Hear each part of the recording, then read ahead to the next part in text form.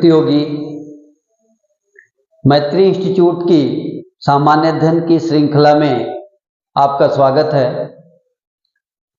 भारतीय राज्य व्यवस्था और संविधान की कक्षा में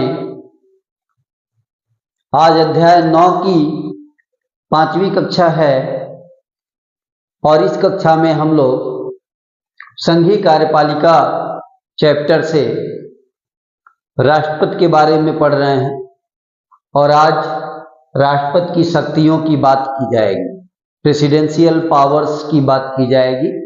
और इस क्रम में आज की कक्षा में हम लोग राष्ट्रपति की कार्यकारी शक्तियों की एग्जीक्यूटिव पावर्स की बात करेंगे।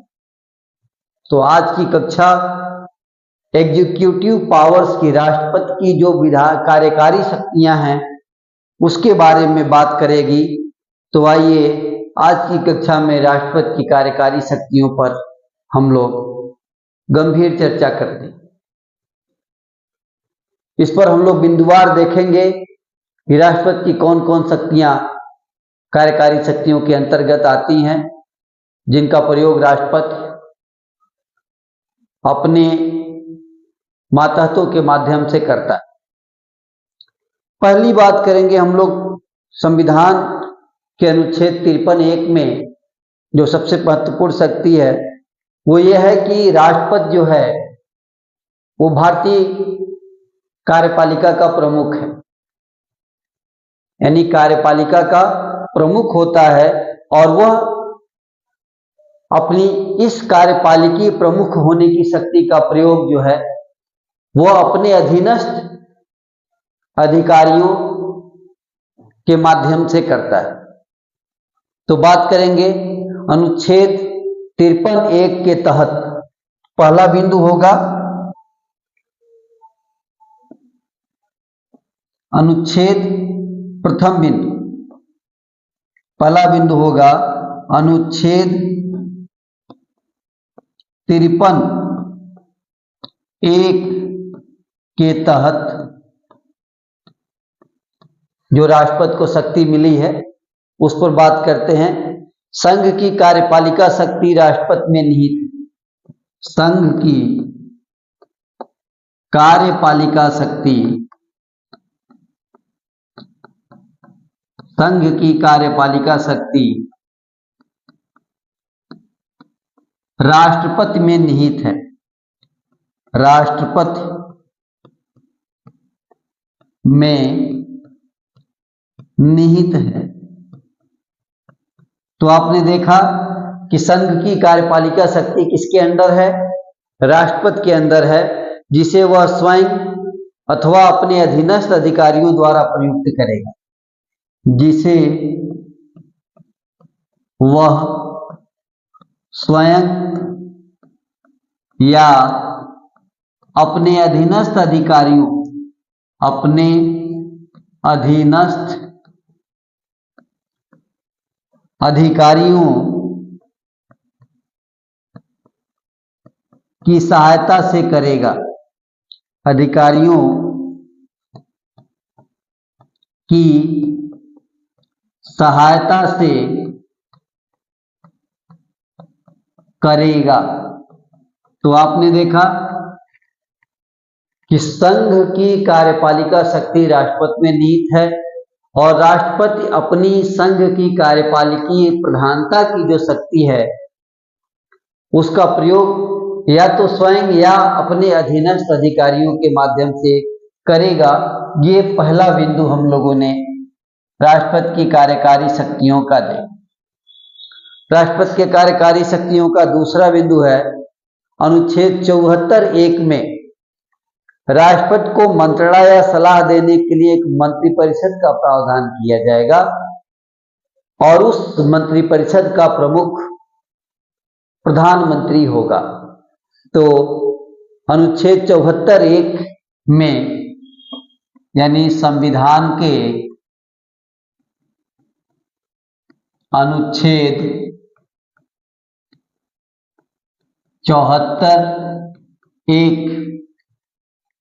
74(1) में राष्ट्रपति को मंत्रणा या सलाह के लिए, 74(1) में राष्ट्रपति को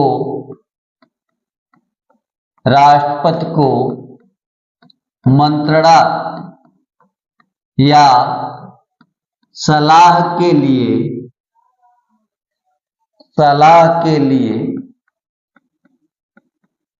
क्या होगा? मंत्रिपरिषद हो।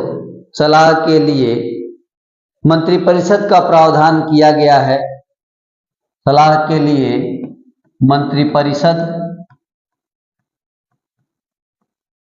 का प्रावधान किया गया है। जिसका प्रधान, मंत्रिपरिषद का प्रधान कौन होगा? जिसका प्रधान प्रधानमंत्री होगा।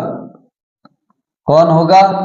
प्रधानमंत्री होगा। भारत का प्रधानमंत्री मंत्रिपरिषद का प्रधान होगा। तो दूसरे बिंदु में देखा गया कि अनुच्छेद 74(1) में राष्ट्रपति की मंत्रणा या सलाह के लिए एक मंत्रिपरिषद की व्यवस्था की गई और मंत्रिपरिषद का जो प्रधान होगा वो प्रधानमंत्री होगा। मतलब ये कि प्रधानमंत्री अपने मंत्रियों सहित यानी पूरी मंत्रिपरिषद के साथ राष्ट्रपति को सलाह देने का, मंत्रणा करने का कार्य करेगा। उसके अलावा भारत सरकार की समस्त शासन संबंधी शक्तियां राष्ट्रपति में निहित है। यानी भारत सरकार के समस्त शासन संबंधी कार्य राष्ट्रपति के नाम से किए जाते हैं। तो इस बिंदु में लिख लें, भारत सरकार के समस्त शासन संबंधी कार्य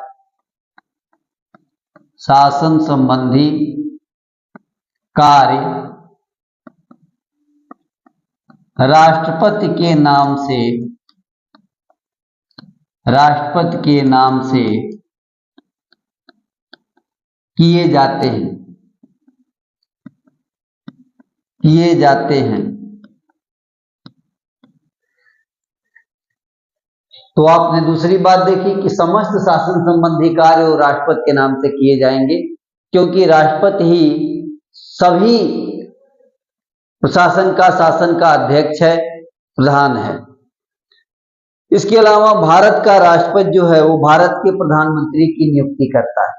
भारत का राष्ट्रपति भारत के प्रधानमंत्री की नियुक्ति करता है और प्रधानमंत्री की सलाह पर अन्य मंत्रियों की नियुक्ति करता है, पूरी मंत्रिपरिषद की नियुक्ति करता है। तो लिखेंगे, भारत का राष्ट्रपति भारत के प्रधानमंत्री की नियुक्ति करता है। अगले बिंदु में, भारत का राष्ट्रपति भारत के प्रधानमंत्री की नियुक्ति करता है। भारत के प्रधानमंत्री की नियुक्ति करता है।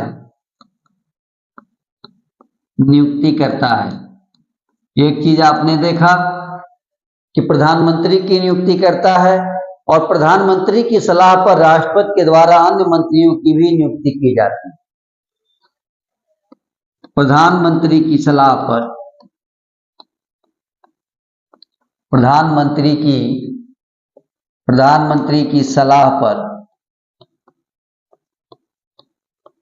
अन्य मंत्रियों की नियुक्ति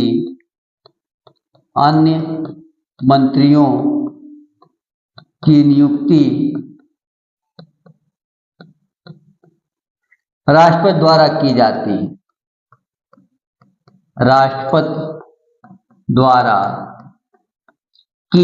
है। तो इस तरह से सभी मंत्रियों की नियुक्ति राष्ट्रपति के द्वारा की जा रही है और उसमें प्रधानमंत्री की भी नियुक्ति की जा रही है। बस ये है कि मंत्रीगण राष्ट्रपति के प्रसाद पर्यंत अपना पद धारण करते हैं।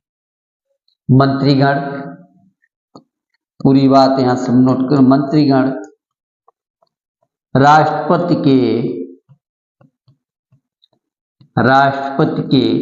प्रसाद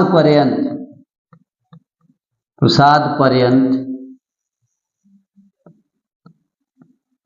अपना पद धारण करते हैं। यानी इस बात का जो मतलब है वो ये है कि राष्ट्रपति मंत्रियों की, प्रधानमंत्री सहित मंत्रियों की नियुक्ति करता है और राष्ट्रपति ही उन्हें पुनः मंत्रिपरिषद से हटाता है। इसका मतलब यह है कि सैद्धांतिक तौर पर राष्ट्रपति जब तक चाहे कोई मंत्री अपने पद पर बना रह सकता है। राष्ट्रपति जब नहीं चाहेगा कोई प्रधानमंत्री या मंत्री अपने पद पर नहीं बना रह सकता। इस तरह से मंत्रियों का जो पद है वो राष्ट्रपति के प्रसाद पर्यंत है, जब तक राष्ट्रपति चाहे तब तक है। इसलिए ये शब्द का प्रयोग किया गया है कि मंत्रियों की जो नियुक्ति है, मंत्रियों का जो मंत्रिपरिषद का जो अपना पद है वो राष्ट्रपति के प्रसाद पर्यंत है। इसके अलावा राष्ट्रपति की जो कार्यकारी शक्तियां हैं, इसके अंतर्गत प्रधानमंत्री से ऐसे निर्णय का प्रतिवेदन भेजने के लिए कह सकता है जो किसी मंत्री द्वारा लिया गया हो परंतु मंत्रिपरिषद ने उसका अनुमोदन नहीं किया हो। ऐसा राष्ट्रपति अपनी कार्यकारी शक्तियों के अंतर्गत, अगले पेज पर चलते हैं, राष्ट्रपति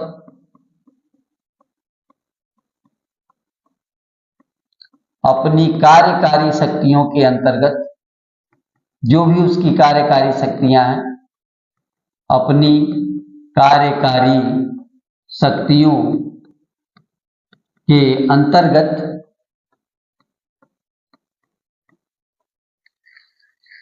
क्या करता है, प्रधानमंत्री से ऐसे निर्णय का प्रतिवेदन भेजने के लिए कह सकता है। प्रधानमंत्री से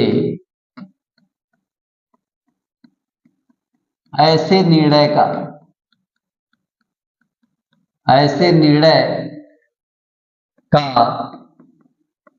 प्रतिवेदन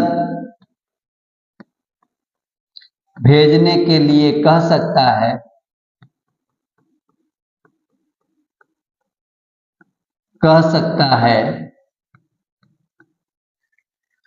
कैसे निर्णय कह सकता है, जो किसी मंत्री द्वारा लिया गया हो। कह सकता है जो किसी मंत्री द्वारा लिया गया हो, मंत्री द्वारा लिया गया हो तथा मंत्रिपरिषद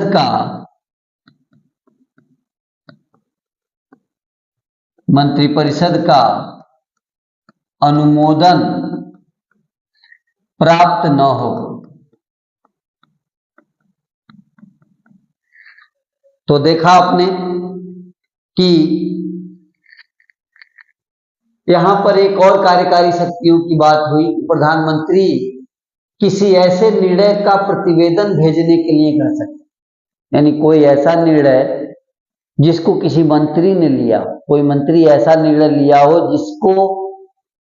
जिसको या जिस निर्णय को मंत्रिपरिषद से अनुमोदन न मिला हो, तो ऐसे निर्णय का प्रतिवेदन राष्ट्रपति मांग सकता है।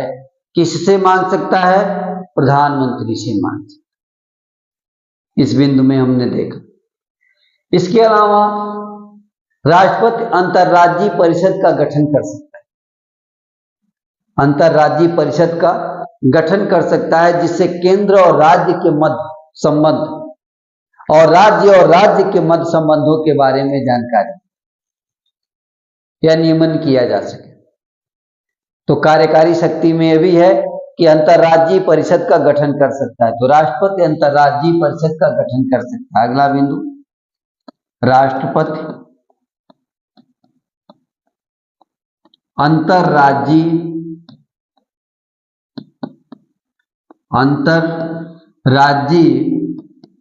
परिषद का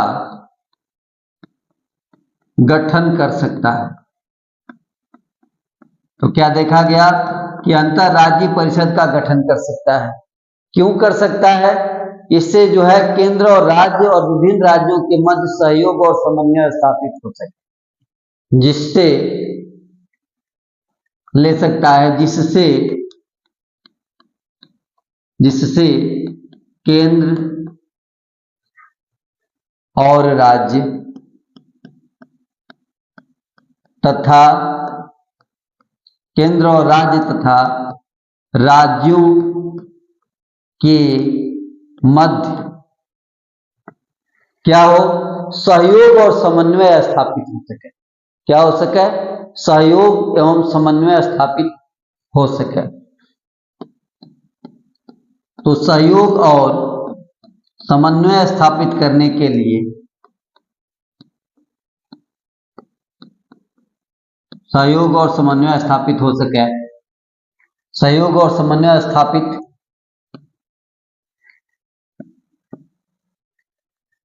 स्थापित हो सके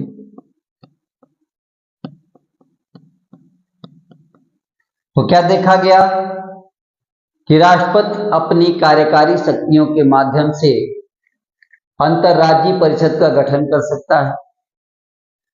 अंतर्राज्यीय परिषद का काम केंद्र और राज्यों के मध्य और राज्यों के मध्य समन्वय और सहयोग का कार्य बनाए रहे, इसके लिए जो है अंतर्राज्यीय परिषद का गठन कर सकता है। इसके अलावा राष्ट्रपति जो है अनुसूचित जाति, अनुसूचित जनजाति ऐसे क्षेत्रों की प्रशासकीय शक्ति भी रखता है और इसके लिए वह किसी भी क्षेत्र को अनुसूचित क्षेत्र भी घोषित कर सकता है। तो इसके लिए देखें कि राष्ट्रपति अनुसूचित क्षेत्र तथा इसमें क्या है कि राष्ट्रपति अनुसूचित क्षेत्र, राष्ट्रपति अनुसूचित क्षेत्र तथा अनुसूचित जनजातीय क्षेत्र, अनुसूचित जनजातीय क्षेत्र, इन क्षेत्रों की वो प्रशासकीय क्षमता रखता है, क्षेत्र की प्रशासकीय शक्ति रखता है, कि प्रशासकीय शक्ति रखता है। ये राष्ट्रपति की बात है, रखता है। एवं और क्या करता है? एक तो प्रशासकीय शक्ति रखता है, उसके अलावा वह किसी भी क्षेत्र को अनुसूचित क्षेत्र घोषित कर सकता है एवं वह किसी भी क्षेत्र को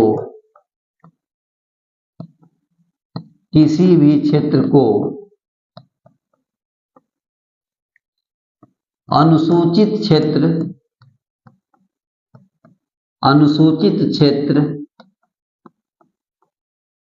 घोषित कर सकता है, घोषित कर सकता है।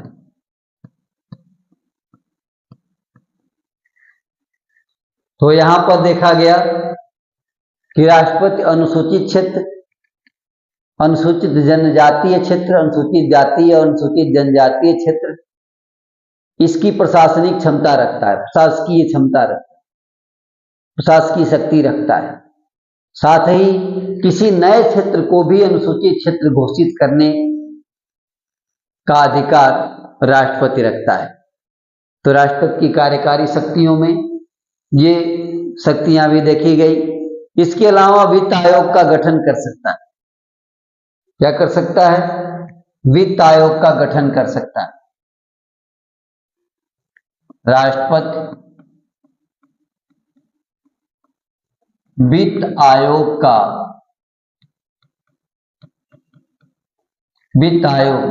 किस लिए गठित होता है? वित्त आयोग इसलिए गठित होता है कि केंद्र और राज्यों के मध्य धन के बंटवारे का कोई फार्मूला तय हो सके, कोई व्यवस्था बनाई जा सके, इसके लिए वित्त आयोग का गठन राष्ट्रपति करता है। तो वित्त आयोग का गठन केंद्र और राज्य के मध्य राजस्व बंटवारे हेतु वित्त आयोग, इसमें केंद्र व राज्य के मध्य धन के बंटवारे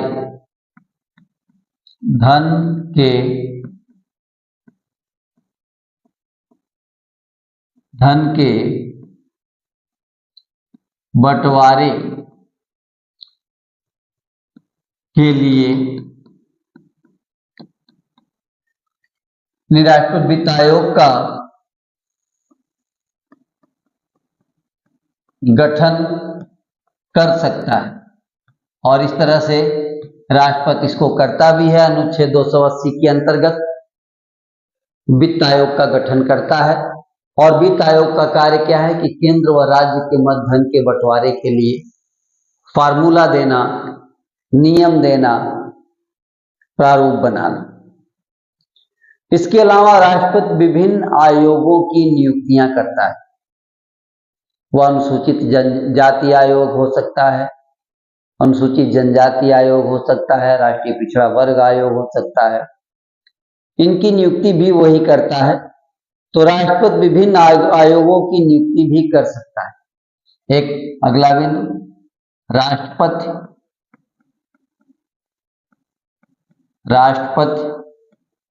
विभिन्न आयोगों की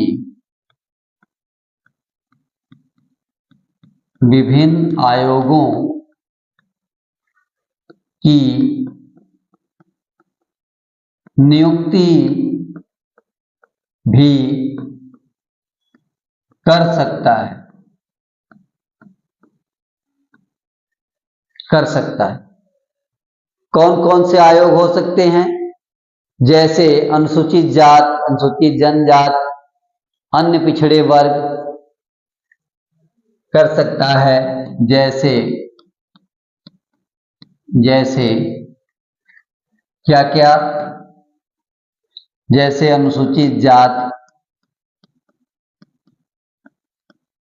अनुसूचित जाति आयोग, अनुसूचित जनजाति, अनुसूचित जनजाति एवं अन्य पिछड़ा वर्ग,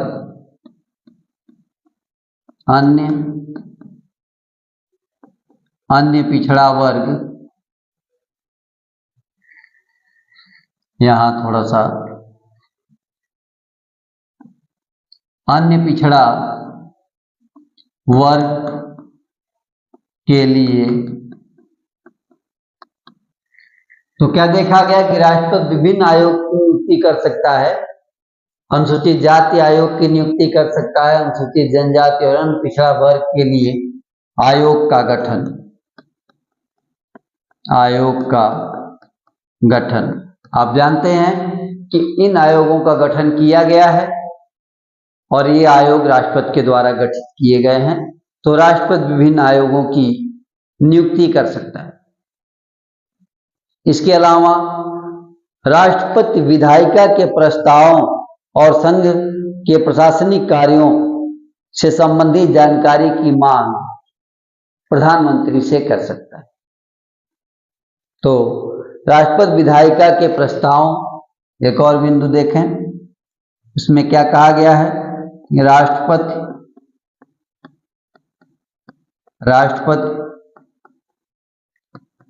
विधायिका के प्रस्तावों, विधायिका के जो प्रस्ताव होंगे एवं संघ के प्रशासनिक कार्यों से संबंधित जानकारी, प्रस्तावों एवं संघ के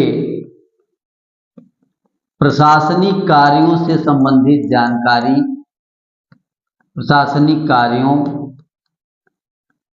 से संबंधित जानकारी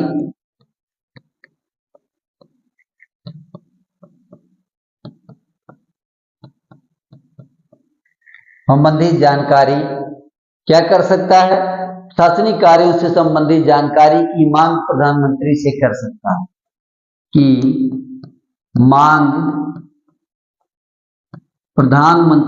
कर सकता है। प्रधानमंत्री से कर सकता है। तो आपने देखा कि राष्ट्रपति के पास विधायिका के प्रस्ताव और प्रशासनिक कार्यों से संबंधित जो संघ के प्रशासनिक कार्य होंगे उनके बारे में जानकारी जो है प्रधानमंत्री से मांग सकता है। अर्थात ये सारी जानकारी रखना उसके अधिकार में है, उसकी शक्ति में। तो हम लोगों ने इन बिंदुओं के माध्यम से राष्ट्रपति की कार्यकारी शक्तियां देखी। राष्ट्रपति की कार्यकारी शक्तियों को एक बार पुनः शीघ्रता से हम लोग देख लेते हैं और इस बिंदु को पूरा करते हैं। जैसा कि चर्चा हुआ आज की कक्षा में, राष्ट्रपति की कार्यकारी शक्तियों पर बात होनी है। कौन कौन सी कार्यकारी शक्तियां हैं? इसमें अनुच्छेद 53(1) के तहत सबसे महत्वपूर्ण ये कि संघ की कार्यपालिका शक्ति जो है वो राष्ट्रपति के अंदर निहित होती है, राष्ट्रपति में निहित होती है और उसे वह स्वयं या अपने अधीनस्थ अधिकारियों के माध्यम से करता है। तो राष्ट्रपति के अंदर कार्यपालिका शक्ति निहित होती है। दूसरे बिंदु में संविधान का अनुच्छेद 74(1), संविधान का अनुच्छेद 74(1) में राष्ट्रपति की मंत्रणा या सलाह के लिए मंत्रिपरिषद का प्रावधान किया गया है और मंत्रिपरिषद का जो प्रधान होगा वो कौन होगा? प्रधानमंत्री होगा। तो राष्ट्रपति की मंत्रणा के लिए मंत्रिपरिषद होगी, मंत्रिपरिषद का प्रधान प्रधानमंत्री होगा, ऐसा अनुच्छेद 74(1) में प्रावधान किया गया है। इसके अलावा भारत सरकार के समस्त शासन संबंधी कार्य राष्ट्रपति के नाम से किए जाते हैं। समस्त शासन संबंधी कार्य राष्ट्रपति के नाम से किए जाते हैं, ये आपने देखा। उसके अलावा भारत का राष्ट्रपति भारत के प्रधानमंत्री की नियुक्ति करता है और प्रधानमंत्री की सलाह पर अन्य मंत्रियों की नियुक्ति करता है। इस तरह से पूरे मंत्रिपरिषद की नियुक्ति करता है और मंत्रीगण राष्ट्रपति के प्रसाद पर्यंत अपना पद धारण करते। प्रसाद पर्यंत पद धारण करने का क्या अर्थ? अर्थात राष्ट्रपति उनकी नियुक्ति करता है और राष्ट्रपति ही उन्हें हटा सकता है। तो जब तक राष्ट्रपति चाहे तब तक वो मंत्री बने रह सकते हैं। इसलिए यहाँ पर ये शब्द प्रयुक्त किया गया है कि राष्ट्रपति के प्रसाद पर्यंत मंत्रीगण अपना पद धारण करते हैं। इसके पश्चात अगले बिंदु में राष्ट्रपति की जो कार्यकारी शक्तियां हैं, इसके अंतर्गत प्रधानमंत्री से ऐसे निर्णय का प्रतिवेदन भेजने की बात की जा सकती है राष्ट्रपति के द्वारा जो निर्णय किसी मंत्री ने लिया हो, किसी मंत्री द्वारा लिया गया हो और उस पर मंत्रिपरिषद का अनुमोदन न हो। तो मंत्रिपरिषद का अनुमोदन नहीं है, ऐसे किसी आदेश के प्रतिवेदन को राष्ट्रपति प्रधानमंत्री से मांग सकता है। इसके अलावा राष्ट्रपति जो है वो अंतर्राज्यीय परिषद का गठन कर सकता है। अंतर्राज्यीय परिषद का गठन इसलिए होता है ताकि केंद्र और राज्य के मध्य, केंद्र और राज्य तथा राज्यों के मध्य सहयोग और समन्वय बना रहे, सहयोग और समन्वय बना रहे। इसलिए अंतर्राज्यीय परिषद का गठन कर सकता है। इसके अलावा राष्ट्रपति अनुसूचित क्षेत्र, अनुसूचित जनजातीय क्षेत्र, इसकी प्रशासकीय शक्ति रखता है और किसी भी क्षेत्र को अनुसूचित क्षेत्र घोषित कर सकता है। राष्ट्रपति किसी भी क्षेत्र को अनुसूचित क्षेत्र घोषित कर सकता है। ये तथ्य यहाँ पर स्पष्ट करने की बात है। उसके अलावा राष्ट्रपति और क्या कर सकता है? राष्ट्रपति की और कौन सी कार्यकारी शक्तियां हैं? तो राष्ट्रपति वित्त आयोग का गठन कर सकता है। राष्ट्रपति क्या कर सकता है? वित्त आयोग का गठन कर सकता है। वित्त आयोग का गठन इसलिए होता है ताकि केंद्र और राज्य के मध्य धन के बंटवारे के लिए कुछ फार्मूला तैयार किया जा सके, कोई व्यवस्था बनाई जा सके। इसलिए वित्त आयोग का गठन कर सकता है। इसके अलावा राष्ट्रपति विभिन्न आयोगों की नियुक्ति कर सकता है। कौन कौन से आयोग? अनुसूचित जाति आयोग, अनुसूचित जनजाति आयोग, अन्य पिछड़ा वर्ग के आयोग, इनकी नियुक्ति कर सकता है और किया भी गया है। इसके अलावा राष्ट्रपति विधायिका के प्रस्तावों और संघ के प्रशासनिक कार्यों से संबंधित जानकारी प्रधानमंत्री से मांग सकता है। प्रधानमंत्री से वह विधायिका के प्रस्ताव, संघ के प्रशासनिक कार्य, इन सब की जानकारी वो प्रधानमंत्री से ले सकता है। तो हम लोगों ने राष्ट्रपति की कार्यकारी शक्तियों के बारे में आज की कक्षा में देखा। अब हम लोग अगली कक्षा में यानी क्लास 6 में हम लोग राष्ट्रपति की विधायी शक्तियों के बारे में देखेंगे। आज की कक्षा के लिए इतना ही। धन्यवाद।